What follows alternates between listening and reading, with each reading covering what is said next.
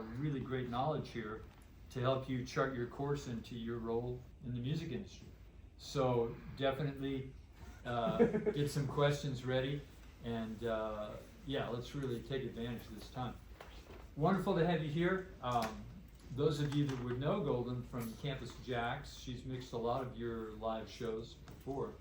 So just tell us a little bit about your journey. Like, how did you just get into engineering in the first place? I did not seek engineering out. That's the one thing. So back in the day, my dad has worked in the industry all his life. He, first of all, as a musician in a band, Phoenix Sunshine and Harvest Flight, that played with a lot of those older Christian bands like Love Song back in the day. And that's where my dad started out. But he was also an excellent engineer, as he was the one getting his bands up and going all the time, and then running sound from the stage. At some point along his journey, he and my mom had me, and things changed for him, and he got into the teaching side of audio engineering, and he got a position at Golden West College, and he was in the recording arts program, and he worked there for almost 30 years, and along with teaching students just like you, very much a situation just like this, and involving them in his freelance business out in the field, his students have become some of the most popular engineers around. And it was all due to him being that seed planter, that teacher, and speaking into their lives. Another interesting thing is Golden West College is a secular college, but interestingly enough, he had this platform where he could, in a roundabout way, share the love of Christ. Yeah. Because a lot of the stuff he would run sound for were Christian events, like the Big Black gospel choir groups, and people, I don't know how many of you are familiar with Brent Jones, but he's big in that arena. And the students were his helpers, and man, they flat out got to hear the gospel a lot of times. Love it. So yeah, I mean, I didn't even think about that. So obviously you're hugely successful in this industry, but you're also a believer yourself, right? absolutely. Yeah. I grew up in a Christian home. And the churches that we've been involved with, because my dad was also involved in sound, were Mariners Church in its infancy, South Coast Community, and they eventually merged and became South Coast Mariners. And now it's just Mariners Church. But my dad had a lot of influence in the beginnings of those churches. So that's where we spent a lot of our Sunday mornings. And then we were also involved at Calvary Chapel Costa Mesa for some of their weekly studies. And I went to Calvary Chapel Bible College and got my AA in biblical theology. But during that time at Calvary Chapel Bible College, we started a band, my brother and a few other students, and we called it Harvest Flight after my dad's band. So we would go down to Costa Mesa and lead worship quite often, and in other, various places where there were Christian events, and do our music. Gotcha. And that was pretty fun. You weren't really studying engineering, you were more on the... No, but I have to tell you, Tom, I was my dad's free help. Growing up, all those well, so events you were that he studying did, engineering. I just didn't know it. Right. Yeah, and I can roll a cable like nobody's business, just saying. Yeah. Yeah. So obviously you got tons of years of experience doing it. Yeah. Yeah. My dad required that my brother and I help out at a lot of these things, because he just needed the manpower in his freelance live sound part of his business. So Got it. that's how we got So broken into that. Did you ever have any actual like classroom technical study at all, or you just kind of learned it on your own? I don't remember learning anything. It just happened along the way. And as situations would arise, live and on the scene or in the recording studio, my dad would explain it to me. Right. So this is how this is how I learned. It's like learning how to walk. You don't remember how you learned how to walk. Yeah. It just happened. Mhm. So that's the kind of the way it was for me. Now, as you know, we live in an age where technology is advancing very quickly. So I would say I am now in that avid learner situation where I'm trying to keep up with the industry. So I am reading, I am asking other people questions. A lot of them are youth that seem to have a heads up on some of the technology that I don't. But I would say now more than ever is my studying time. But growing up and learning it all, developing the ear for mixing, that just all happened by osmosis, Yeah, just gotcha. by doing. So if you're gonna draw one of those big circles with the little pie slivers, because obviously you also work for QSC, which is a super high-end, primarily It's a- live audio company. It started out as an amp manufacturer. I used to have a bunch of Yeah. those amps back in the Oh, day. They yeah. were great amps. Yeah. Yeah, And they last forever. I still got 'em. I still have them, and I do too. I still plug them into passive speakers. So. Yeah. Yeah, and my dad actually would test amps for Pat Quilter. You know, he'd get one made and said, "See if you can break it." And my dad's comment was, "Man, the only thing it broke were my ears." So QSC started out as making amps and loudspeakers, and I don't know if you're familiar with the K Legacy Ks and K.2 series speakers, but they're the most widely sold speakers in the world. Is that right? Yeah, It's a great yeah, speaker. they're excellent. Since then, and probably about 10 years ago, QSC has kind of morphed into AV technology, and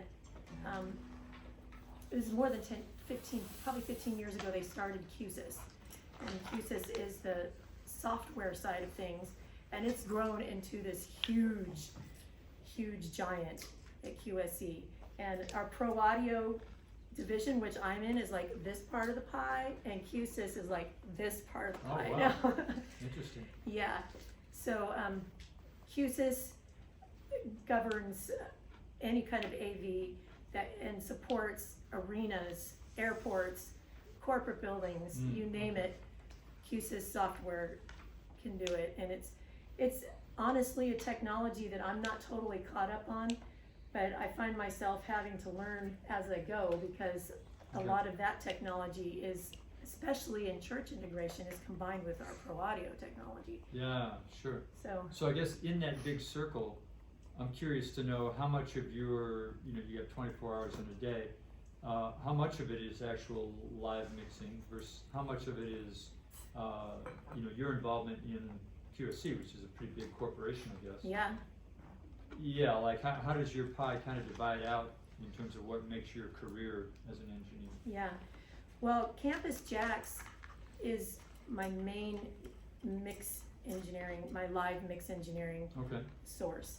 So I mix about 3 to 4 nights a week there, plus I have a system that I take out of my own and do freelance events for. Okay. I get hired for specific events, like in Florida quite a bit, because my nephew and my son are at different churches out there, but I'll mix bigger events that they have coming. Mhm. Like this Christmas they're doing in St. Petersburg, a huge thing out in the park, Mhm. big acoustic line arrays, and it's just one of the most pleasurable mixing experiences. But one-offs like that I'll get hired for. Mhm. At QSC, my main job is working in the marketing department, and our team is not all that big, but our team is diverse in what they can do. So I'm on as a trainer, but I'm also a content creator, so I spend a lot of time in the Adobe products creating videos, which we're gonna Yeah, show you in a sec. Yeah, it might be worth it just to, because obviously we've got a limited amount of time here, but this is a pretty cool resource. This is some of the actually. content that I do, and as a trainer that I put together for, So if they just go to, this is YouTube, so if they just go to qsc.com yeah. and, I'll show you. This is actually our YouTube playlist.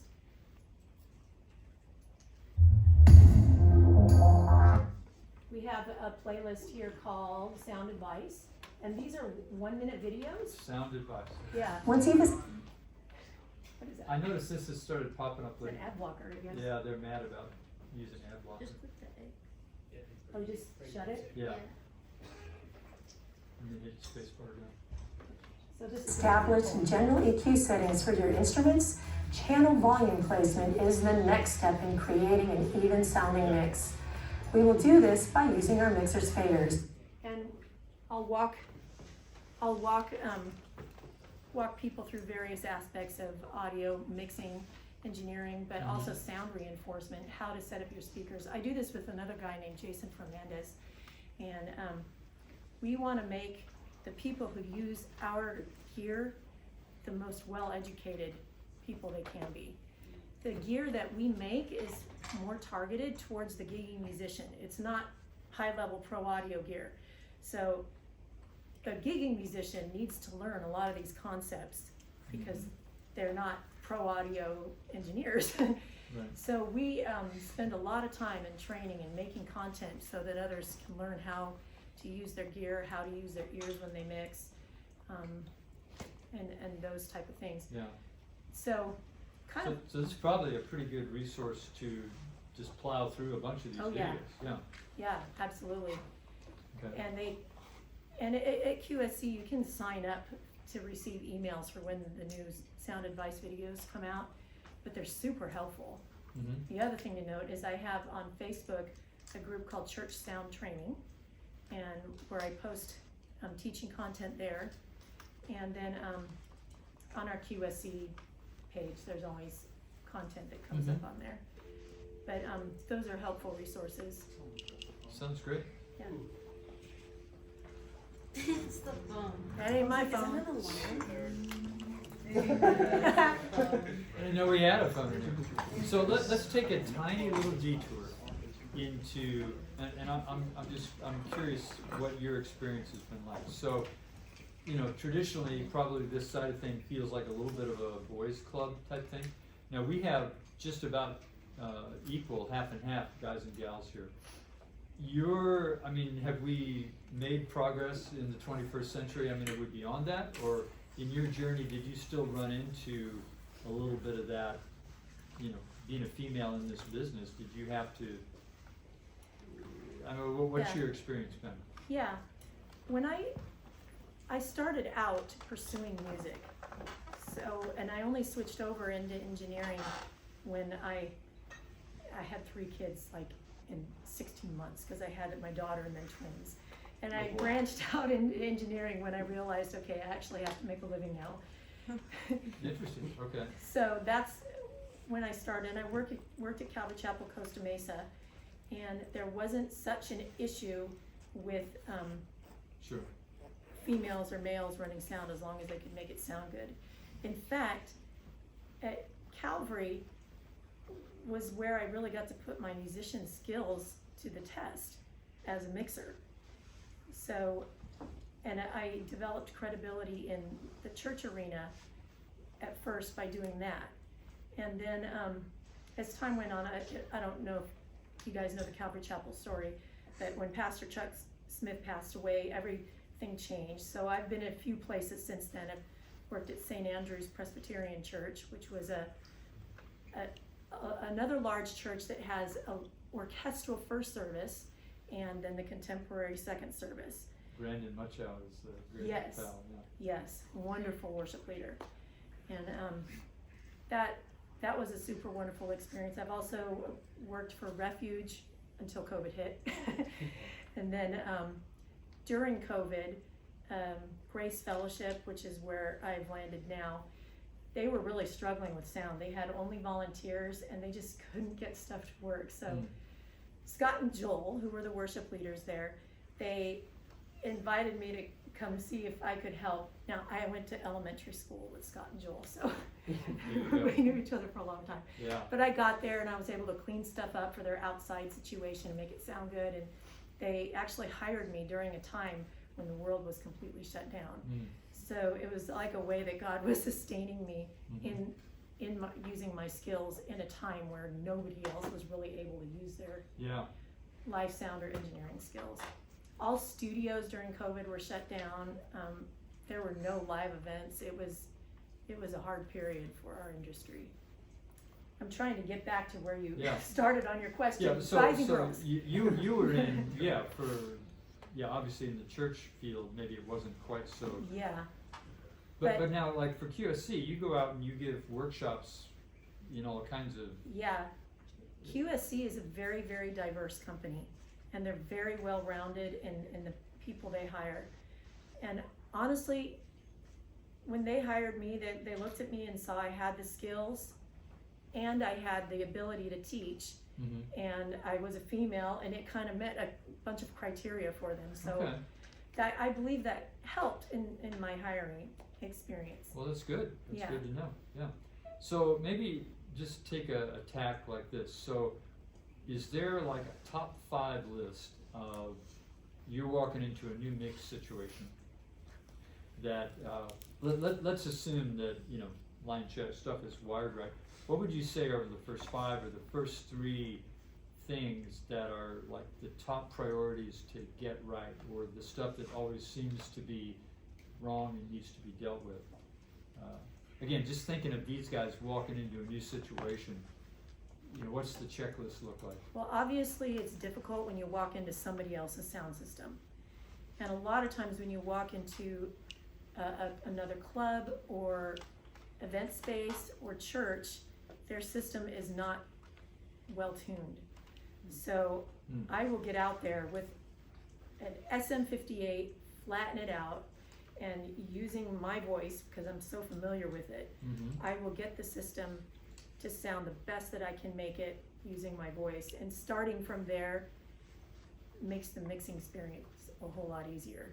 And you don't have to make as nearly drastic EQ changes. Okay. So kind of start with just tuning the room. Do you ever, plug in, your phone with a song that you're really familiar with? I do have my system test songs, and after I tune the room using my voice, then I plug in I listen to my system test songs. Okay. Yeah, so you've got some references Yeah, that you just kind of know this is what this should sound like. yeah. And it's funny, you don't need excellent songs to be your system test songs. They just need to be songs that you know so well Got it. that you can hear when something is wrong. Right, yeah, like, wow, this seems way boomier than I'm used to hearing it, so Yeah. maybe I need to do an overall, something like that. Yeah, exactly. Yeah, so that seems like number 1, is just be sure the room is in the ballpark tuned, right? So what would be next, would you say? Number 2 is taming those monitors. Your stage monitors, your wedges can be a huge problem. And I like to go through each one to the best of my ability, time permitting, and ring them out. And I'll use an SM58, flatten an EQ on it, and then use an RTA on that output. Push the monitor in feedback and just notch the most offending frequencies. Yeah, so maybe explain a couple of things you said. So ring them out and RTA, what do you mean by that? So RTA is a real-time analyzer. A lot of mixers have that, digital mixers will have this included on all the outputs, or you can add it to an output. So an RTA is a 31 band equalizer and what I do is I push the system into feedback, and the RTA allows me to see where the offending frequency is peaking. So I get a visual, and then I can take the 3rd octave EQ and then notch that frequency down until the feedback disappears. And I'll do that about 5 or 6 times until those monitors are stable. When a lot of frequencies start feeding back at once, you're done, pretty much. So That's as good as you can get. yeah, so that's So do you do this before the musicians show up? Yes. Now, a lot of times I'm working in a situation that's fast and furious, and I don't have a lot of time. So in those cases, I'll take at least one monitor, ring it out, and then copy and paste it to all the monitors, which isn't necessarily the best thing to do, because wall reflections and things that cause feedback are different from every Yeah. position, but at least gets them into a place that's more Gets stable in than the it ballpark, was. Yeah. Yeah, So are you kind of tracking with what she's describing here? Maybe this would be a good notch to say, let's do a little detour in, any kind of questions so far, Josh? That, yeah, let's throw up some hands and fire some questions off at Golden here. I know how you said you kind of like got your start with engineering with your dad and family, but how did you get the chance to do like different mixings at different shows and gigs, and how are you able to, I guess, make a standpoint where it led you to other ones as well and Right. get those chances? Like just getting the gigs. Yeah, getting gigs and like kind of expanding off from there with like different connections and. Yeah, and I guess part of the question is just how do you, so like as a musician, yeah, you send, hey, here's me playing here. As an engineer, how do you tell the next client, you know, like Yeah. you can't really send them something like a musician would do. yeah. In this industry, when you're talking about using your ears, a paper resume is not gonna work. Yeah. It comes by actually doing and getting a referral from somebody else who's had you mix for them. And for me, you know, I was working in the church world, but when I started working in the secular world, it was like starting over from the beginning and earning my credibility. That mostly started at Campus Jacks in 2018. I was there by request of QSC, who had put in a bunch of equipment for beta testing, and they asked me to come run a show. And that's how I was introduced to the owner at Campus Jacks. And after we had finished that one event, I had never planned to go back to Campus Jacks and mix anything. But his house engineer just like frequently would not show up, and he would call me 20 minutes before the start of an event and say, can you help? Yeah. So I would go in there and then quickly put the show together and run the event. And that happened several times, and eventually the house guy got himself arrested. Jack calls me and says, how often can you mix? So basically, obviously God opens doors, but it's really down to references. References.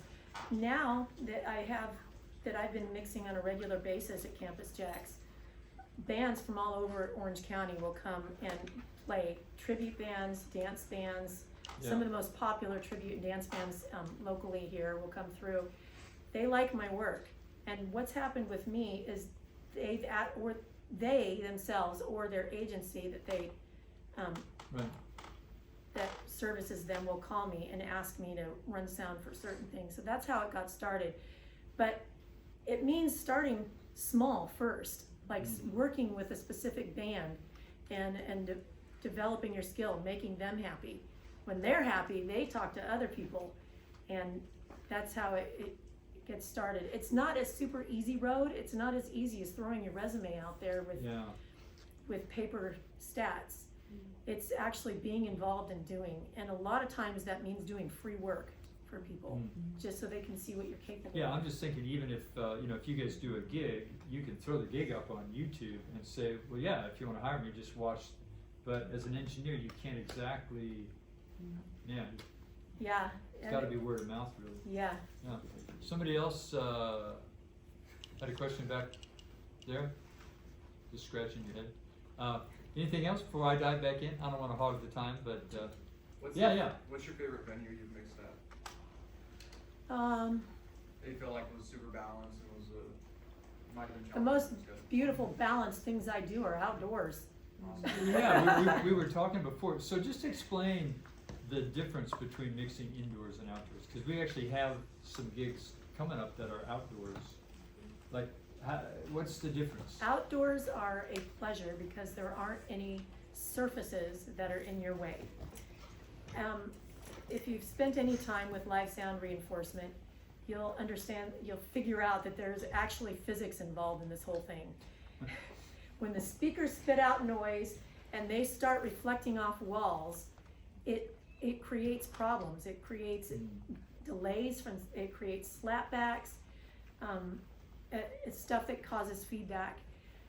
Indoors, a lot of times, especially in a small space, I feel like I'm doing triage.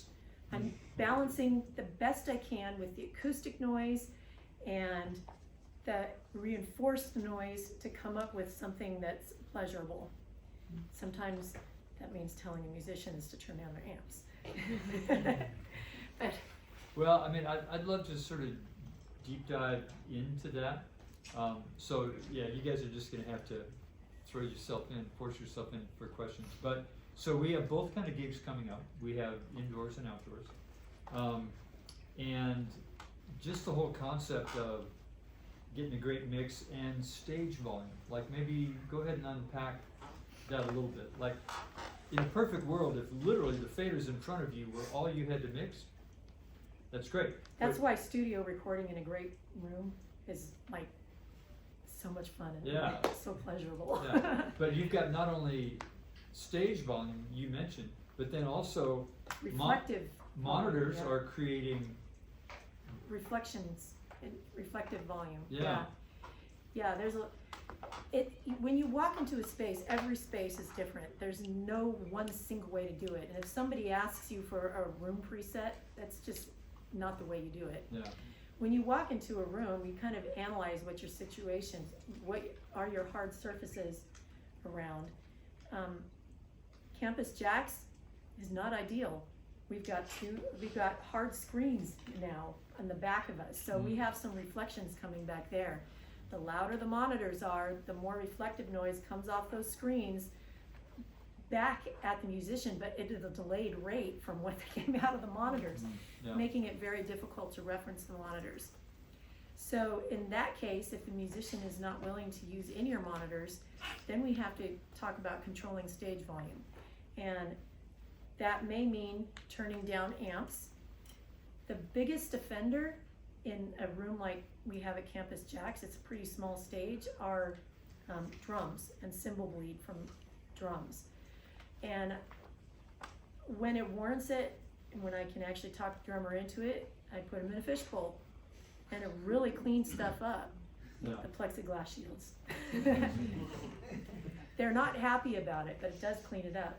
So, when do you prefer doing in-ear monitors or floor monitors, or is it just situational? In-ear monitors in a small space will solve 70% of your problems in mixing. So I absolutely prefer using in-ear monitors. Now, for the musician who hasn't been trained on how to use them, it is a tough thing to get used to. And as far as our church is about to switch over to making them use in-ear monitors, because we have reflection problems, a low roof, and a small stage. So, and our musicians are very resistant to using in-ear monitors, but Interesting. the pastor at some point will lay down the law and it will have to happen. What's their resistance? I'm curious. They don't like to feel separated from the audience. I believe that people who've had a bad experience with in-ear monitors haven't had them set up properly. For example, with audience mics, with the correct EQ on the audience mics. There's one of the videos in Sound Advice is on in-ear monitoring, so go Okay. watch that one and you'll see all the answers, everything about in-ear monitors and how to make it work for the musician.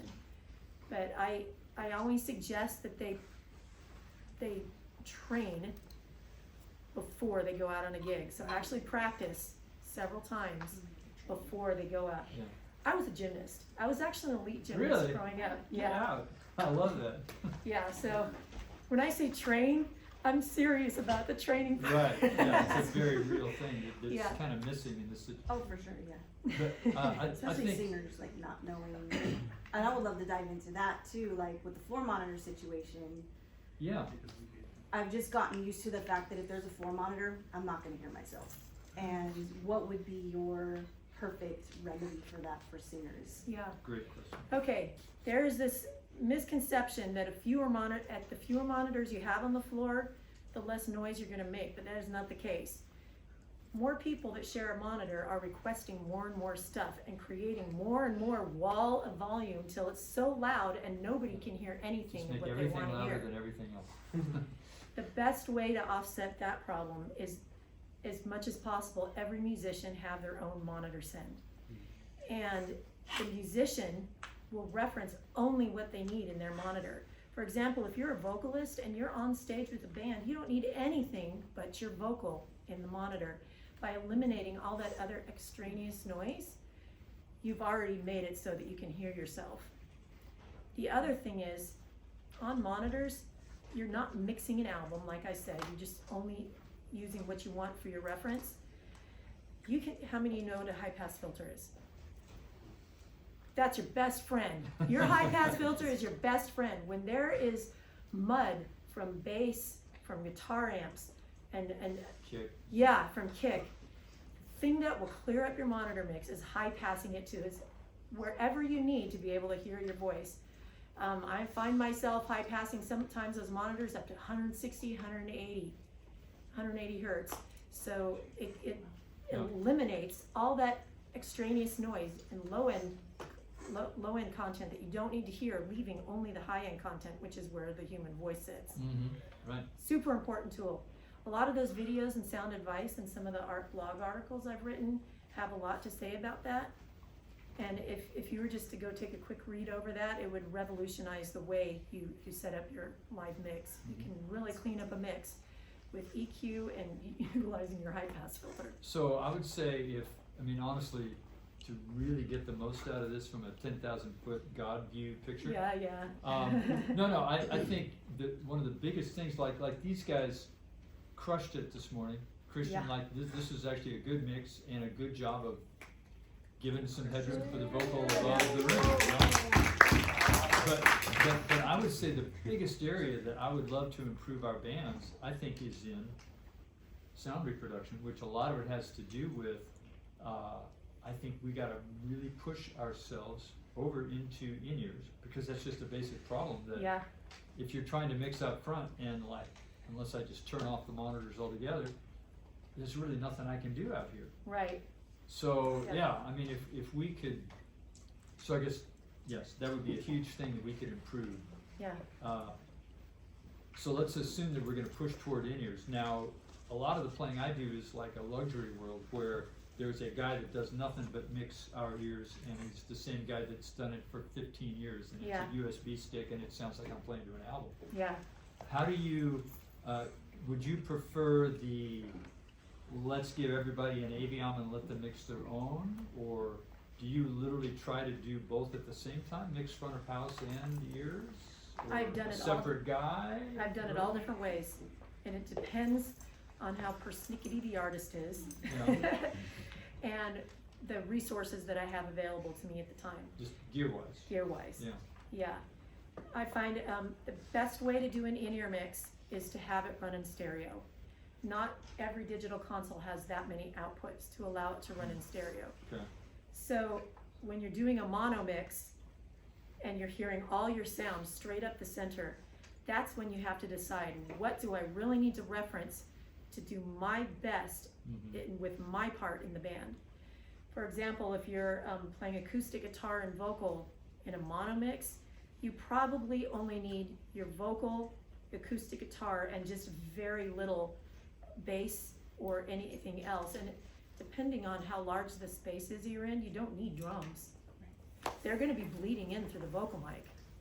So Yeah. you just have to have a God moment with your in-ears and yeah, and decide what you need to really perform well. And remember that monitoring is monitoring. It's not listening to an album. When you get into the super famous big band, bands that are performing in arenas and all that, they have consoles that can make it so they're listening to an album. But in the real world, and of Fast and Furious and gigging musicians like most of us will be, we just need to remember that we're using them as monitors only, and referencing. Yeah. Okay, good. I feel the most, Isn't it? the worst for singers, well, and both you guys, just because, like floor monitors can be such an unmusical situation. And yeah, it makes it really tough to sing. First of all, when just the level that's coming at you is almost like offensively Yeah, too much. Well, let's talk about like vocalists and Yeah. monitors. Let's say you have 7 or 8 vocalists, and let's say for some awesome reason they get their own mix. Mm-hmm. Rather than try and hear everybody's part in there, have your part memorized. Actually know it so well that you don't need to hear anybody else's part.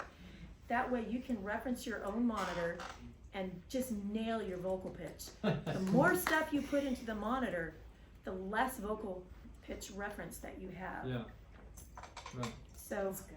Thank you. Hunter, you had a follow-up? Yeah, Language there. that's good. I'm a vocalist and musician Yeah. as well, so I That's what Feel we've that. resulted to. I sing with people, we can't hear ourselves, but we know our stuff so well, it so sounds you don't have to. flawless. Yeah. But do I want to hear Yeah, myself? that's, Yes, please. yeah, you know. that would be. Yeah. That's the beautiful thing about any monitors, guys. Yeah. That vocal is right there in your ear. It's Yeah. awesome. Did you have a follow-up? Not to monitors, it actually has nothing to do with it, but Okay. I'll do it later.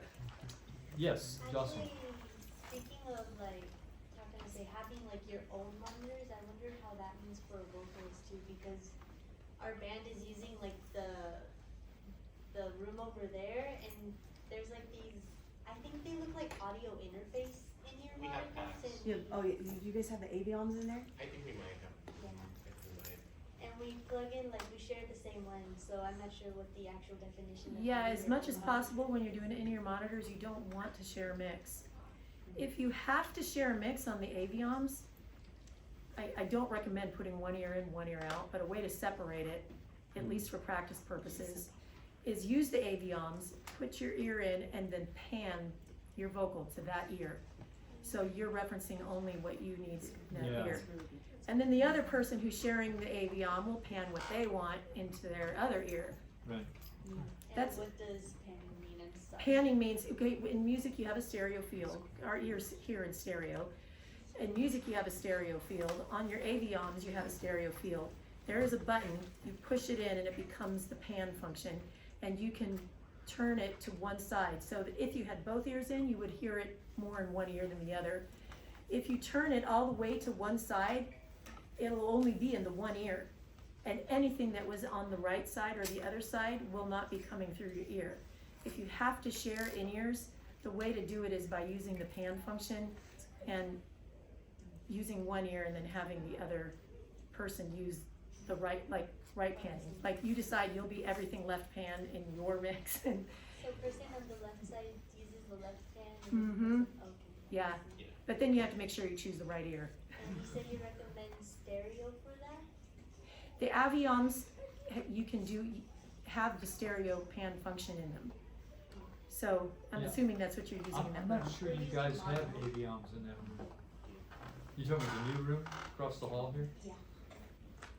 I don't think there are Avions in there. Oh, Yeah. They kind of look like audio interfaces, but we use them as Or in-ear monitors. P16.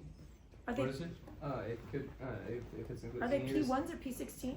P16s are I would think they're more common than it's the They're Avions the- ones, but I'm not. They're the sure. Behringer version, right? Yeah, basically, but just a Behringer version of the Avions. The P16s have that same function, Okay, so yeah. you can experiment with that if you Right. have to share Yeah. a P16. But I mean, that's an interesting sort of a hack to get, two mixes out of It's a one. hack, but I Yeah. have to make mention of using one ear.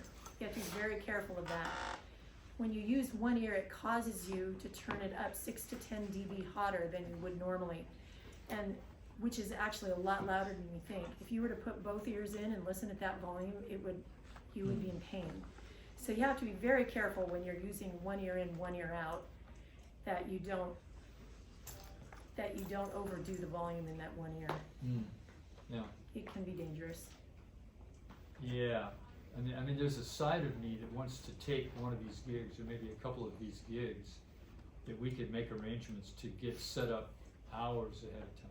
Yeah. Because the real problem with this is just the time limitation. We never even get it close to right. Right? Yeah. I mean, at best, we're kind of throwing together a mix, and we're out of time. Stress levels are rising, and we walk off stage from sound check, and it's like, I'm not like super psyched for this gig now because it's just not really sounding right. Right. We never did really resolve that thing. So, but yeah, I mean, the luxury would be, let's set up in the morning let's spend all afternoon tweaking this, Yeah, you know. practicing with your in-ear monitors and practicing that reference is Yeah. super important. Hearing stuff right in your head like that is, you hear every mistake. And I have to tell you, it'll be depressing at first. But you will actually become a better musician in the end. Yeah. Especially if you're a vocalist. Yeah. So would it be fair to say, and I mean, I think everybody's sort of on board with this, just the idea of if you're an electric guitar guy and you've got a pedal board rig that really is getting that close to creating the sounds that you want without adding that much stage volume, Mhm. would you say that's for sure the way to go? Yeah. By the way, with electric guitar modules, they've really advanced over the last 10 years. Yeah. And if you can't have an amp in certain spaces, like there are certain venues that you play in where they don't allow amps. Yeah. Yeah, they have, I'm blanking on the name of the modules. Well, like the Kemper or the, Yeah, that Stuff like that. create almost real sounding amp sounds, but going direct. yeah. It's just uncanny what I can get from some of the people that bring in those. Yeah. So without a doubt, I mean, that would be Yeah. your preference. Yeah. So, now obviously, that implies that, well, okay, if all I've got is my in-ears, I've really gotta have enough, you know, that's the reason why, you know, if I've got the amp, at least I can feel like I can hear what's going on, so it makes. Yeah, but the other thing interface- that's hard with in-ears is you lose low end, you can feel it in your body. Right. When you go to in-ears, that is lost. And it really affects the drummer and the bass player. They have a really hard time adjusting to ears because now they can't feel the low end. So much of that Yeah, low end is in your bones and they respond to that. And if you're serious about switching over, there's a few things you can do. The drummers can use butt kickers in their seats Right. to help them feel it. yeah. we Bass do. players can stand on one of those pads that reproduce that for them, or you can learn, Say that again, I'm not familiar with that, like a. there's pads that you can sit on that help reproduce the feel of low end without actually producing it. Get out of town, so an actual transducer Yeah. of some kind? It's I just don't like know a what big it mat. is. Yeah, it's just like a big Yeah. mat that. Yeah. Ah, They'll absorb like the vibrations, or no, how does it work? When you go to It's NAMM, It's just like into the sound? crossfades. Look it up. Like what's called? I actually at NAMM I got to sit on one of like the drum schools that do that. Yeah, And it sounds like you're playing it's in the epic. stadium, like. 100 dB speakers right behind you. And you're like you feel it in your soul. Yeah. Oh, It's that's crazy. cool. And Well, it's called- that's really interesting. Yeah, I mean, and that's, then the like bass mat, it's like this mat that you just roll out or whatever, and it just like you send it like just like a you just send it your mix basically, and you just it just filters out Yeah. everything but the low end, and Yeah. is able to just vibrate so that you feel it in your body. very interesting. Okay, good to know. Good It to is know. pretty cool. Yeah. So primarily thinking drums and bass. Yeah, drums and bass will struggle the most. Now, if you don't have that option, then they just have to learn to adjust by grabbing the pitch in their ears and be able to simulate what they would do and feel in their playing. What are those costs roughly? The pad thing. I have I no mean, the idea. butt kicker I know. We use that, but I've not heard of the bass thing. I don't know. And then can you adjust the ratio? In other words, is there some sort of Yeah. Yeah, you can control adjust the scroll rates. ratio. There, Yeah. you can adjust the crossover point. yeah? Um, Interesting. So, but then it comes down to drums. So there's always going to be acoustic. So let's say bass is direct. He's living with that low end thing. He's super happy. Guitar guy's got a Kemper or whatever he's got. He's super happy. Keyboard same way. But live drums. So what do you say? Live drums in a small room are always a challenge. And a drummer who's experienced will learn to play to the room, meaning they will not hit as hard. And they'll actually play their drums and listen to the room and figure out how hard they can actually hit. See, some All the really singers in the soaking room down. are laughing at Yeah. me. Yeah. Yeah, so, I mean, would you say, like, how important is that from a drum? Absolutely important. Yeah, It makes or breaks a mix. yeah. It just does. And then if if you're not allowed to shield them up, if there's no other recourse for controlling that volume, then there's nothing you can do. Yeah. The drums will just I have a overpower question. everything. Do the cymbal shields, just the cymbal shields, do they do any good from a They mix do. standpoint? They cut out HF Yeah. that lands in the vocal mics. They're these round things that you could put Right. just in front of the cymbals. They're Hmm. not nearly as obtrusive as a full pitch tank. Interesting. But it does help keep HF out of the vocal mics. Interestingly enough, that's what we struggled with the last Fickle and Friends at Paul Jackson Jr.'s concert. Yeah. The biggest thing I had to contend with from there was cymbal bleed into the vocal mics. And every time I turned up the vocal mics, the HF from the cymbals got louder and louder. So what I had to do is I took all those vocal mics, I threw them in a subgroup, and then I started notching the most offensive of the HF that was bleeding through those mics. It kind of deadened the vocals a little bit, Yeah. but it took out the part that was piercing and hurting. Right. So, Yeah. yeah, and when I say triage, that's something I would do in triage, audio triage. Yeah. No, that totally makes sense. Now, another thing to talk about, we can maybe get back to the drum thing, but Yeah. what about like vocals and just mic technique? Yeah, Like if you could automatically like educate all the singers as to help make the mixer's job easier, what would you tell them? and once upon a time, before we had all these onboard compressors and awesome things that we have at our fingertips right now, they taught you to work your mic in and out to help control the volume. That is not the case today, because we have access to compressors and things that will help tame it. When you're playing with a band and their stage noise, that includes monitors, amps, drums, and all that, the closer you are in proximity to your mic, the less ambient noise and bleed you'll get from everywhere else. If you try to work your mic and back off of it to try and mix yourself, first of all, you're not actually mixing yourself because you're only hearing your reference from where you are. It makes it harder on front of house to get your vocal into the mix. So my advice is to stay in an inch off the mic. Yeah, I eat my mic. right. Now, there is a lot to be said for microphones and polar patterns, and there is a lot of things that affect vocal sound. If you're in a super loud band, a hypercardioid mic pattern is the most helpful because it's super narrow, the pickup pattern's super narrow.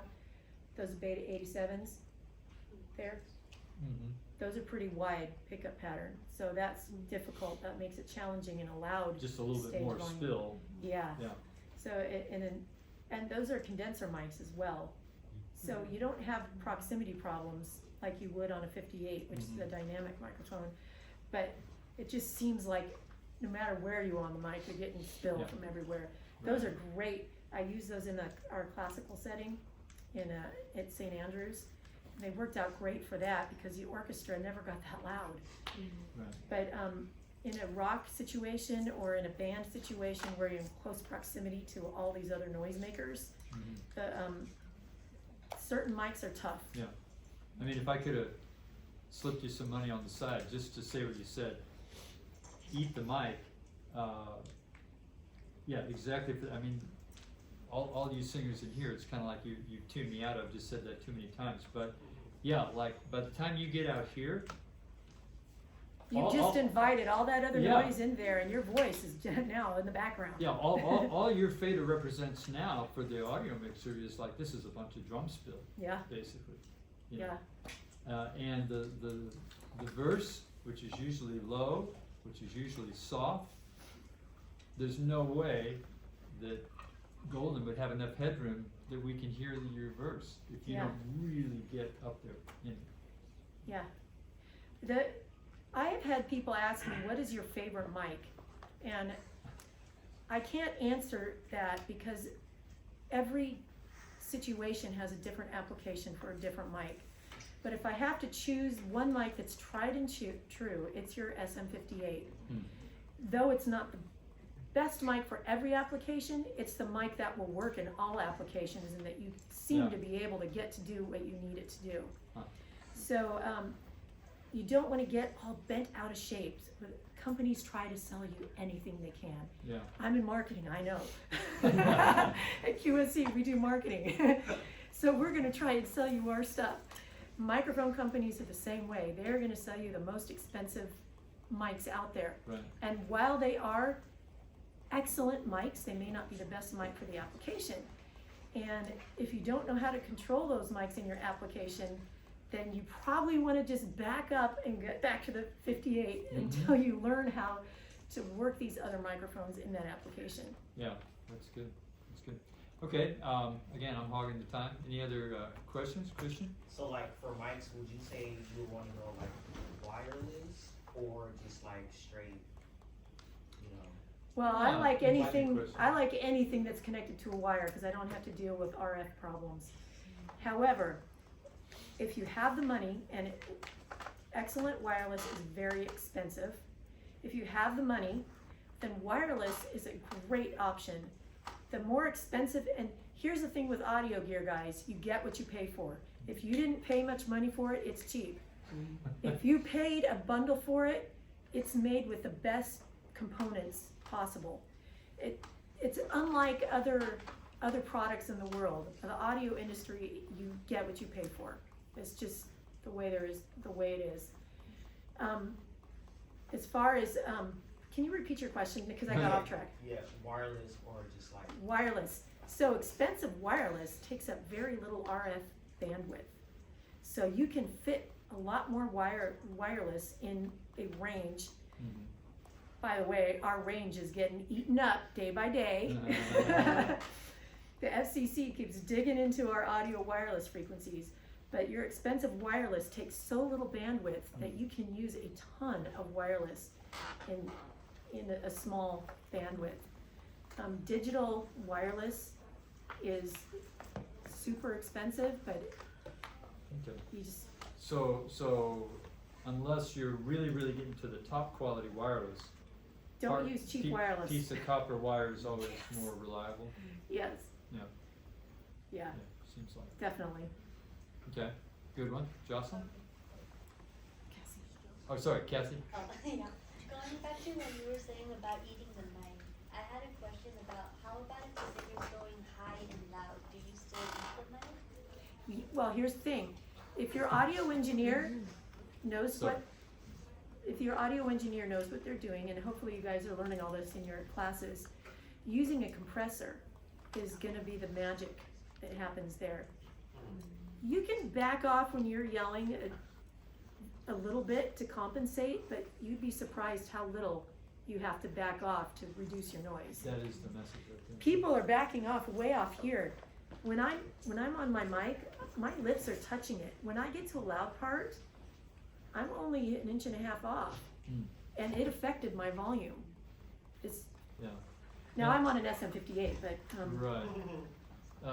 So again, deep in the weeds maybe, but so the compressor that you put on the vocal mic, is that also, are you sending a compressed signal back to the singer as well, or is that just for front of house? now that depends on how pro your audio board is.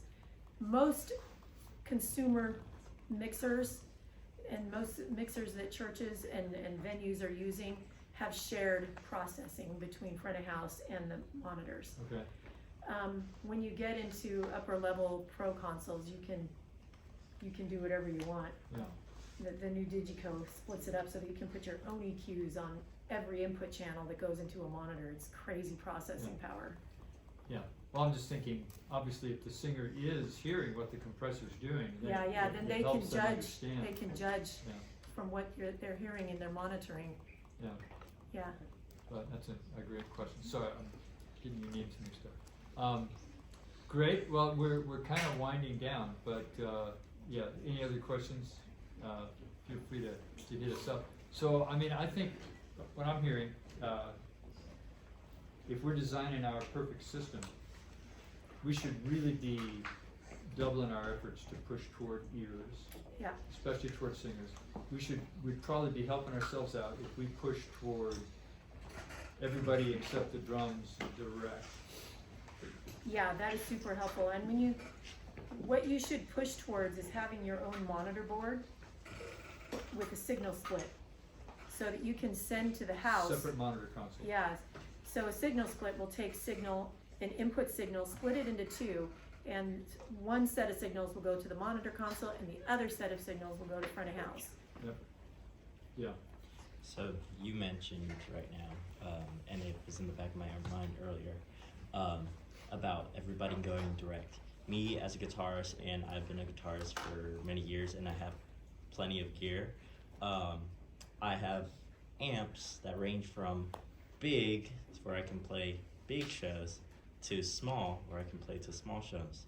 But my sound, my tone, relies everything going through the amp.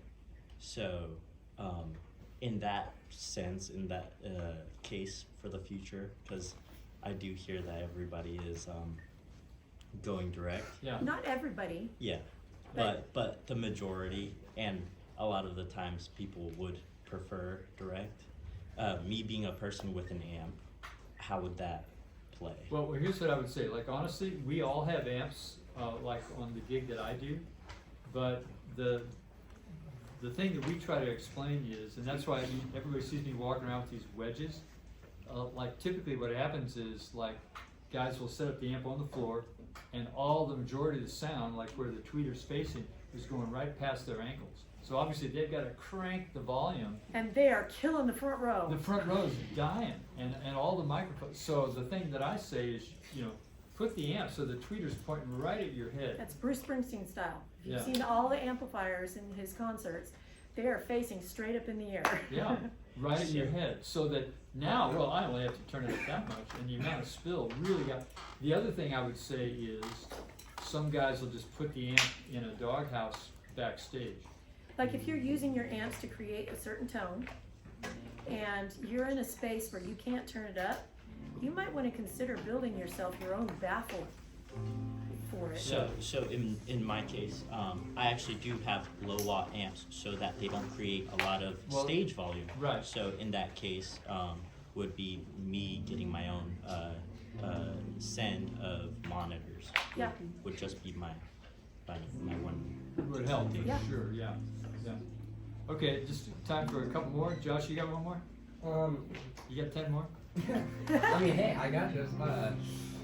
Any like skills that you recommend learning and or refining for audio engineering and just like mixing in general? Because I know some people say compression, tuning, but what like skills would you really suggest like learning and refining to? There's an order to what you want to learn to do. Waves is going to try and sell you wave files, and then every engineer is going to push waves and all this big fancy stuff. But if you can't EQ that instrument to sound crisp and clear, just by EQ with no effects, doesn't matter what effects you put on it after that, it would sound horrible. So it's just an order of what you want to learn first. First is how to make an instrument sound clear, crisp, and excellent and true to its nature. And that takes developing ear training and studying or learning about EQ. For example, I said the high pass filter is your best friend. Where do you set the high pass filter? Well, generally you set it to the lowest note that instrument can create. That's a great starting place. For vocals, you can start at 100 hertz, but then use your ear to listen. If it's muddy, then you raise it until that offending muddiness goes away. But that's all ear training.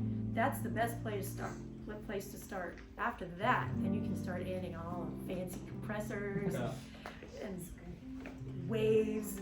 No, that's really good. I feel like we're at the Oscars, the director's saying. I want to thank my second. So last question. So if you don't have a lot of time, and like in terms of compressors, what are the first three things that you're gonna probably hit with a compressor in your mix? Like what's the top priority? Well, you have the threshold that you turn to the point where when the meter hits a certain point, it's going to start compressing. If the person is a super dynamic compressor or a certain dynamic singer, you're gonna wanna have your ratio set higher, maybe 4-to-1, 5-to-1, to be able to offset the belting. If your singer is soft, then your ratio is gonna be set maybe 3-to-1 or 2-to-1, because they're not belting. Okay. But then over here, with your threshold is when that hits. And you have to use your ear to determine that. Bottom line, right? You can't, there's not a one setting for all, every vocalist is different, so you use your ear to hear how the compressor is working. Then there's the attack. How long do you let that transient come through before it starts compressing? If you do it too early, then you get the pumping feel. So Probably singer first would be the first, if you just had a little bit of time, compressor on the vocal first. yeah, definitely. Anything else that's like a half tune that you want to compress, or primarily just vocal first? Vocals that tend to get out of the mix the fastest. Slapping basses tend to be the next thing that Okay. jump out of the mix the fastest. Yeah. Compressors will help control your mix so the stuff isn't flying out of the mix. Yeah, really good. All right. If there's some other questions, some of these guys have the class to Right, do, right, yeah. like our keyboard player. Can you stay a few minutes later for Oh, yeah. some other questions? Oh, yeah. Okay. Guys, let's thank Golden for